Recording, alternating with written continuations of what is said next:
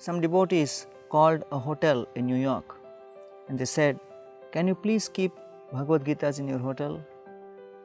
The manager at the hotel who lifted the phone was in a very angry tone and he said, "We absolutely have no facility to keep such books." And he placed the phone down. A few days later, this devotee received the call from the same hotel and the same manager and he said, "Can you come down to my hotel and bring 250 Bhagavad Gitas?" And this devotee was surprised. He thought, well, this was the same manager who was very angry with us and didn't want the Gitas. Anyway, they took the 250 Gitas, went to this hotel and they placed the Bhagavad Gitas right in front of the manager and said, "What made the change in the decision?" The manager said, "A few weeks back, one man walked into the hotel and after he checked in, he saw one copy of Bhagavad Gita kept at the reception desk. Because it's a book of wisdom, we had kept a few books of wisdom and one of them we had kept was also Bhagavad Gita. So he picked it up, took it to his room, shut the door, put a do not disturb sign. Next day morning, he walked up to the reception and started asking all kinds of questions about what's this book about, who is the organization, I want to know more about them, I want to connect with them." And the people at the reception did not know any answers because they had just kept the Gita like that amongst various other magazines and books.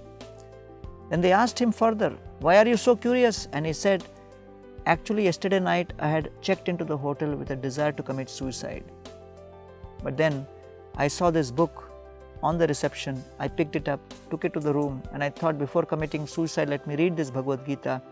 I went through the Gita and I realized that this message was spoken by Krishna to Arjuna, who was in a state of deep depression and despair and had lost all hope.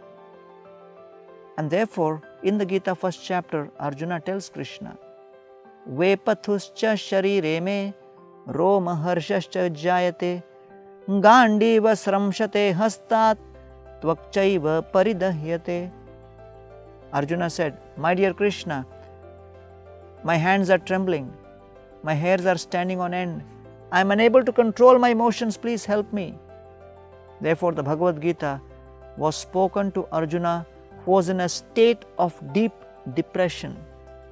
And therefore, the Bhagavad Gita is the most powerful antidepressant, which is in the form of transcendental sound vibration.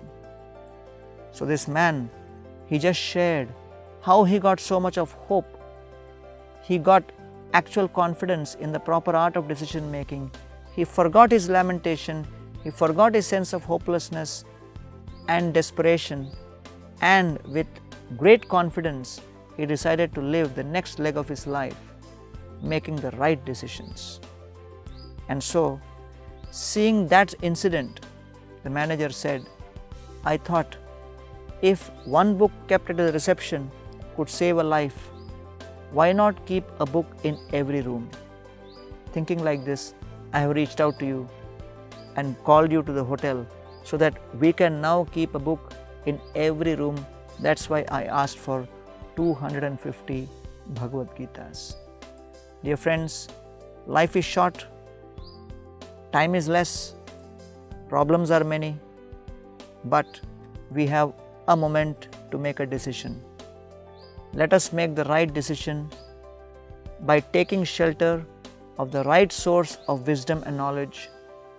With the help of such wisdom and knowledge, our decision making will go to another level, and then only our consciousness will transform and life will change.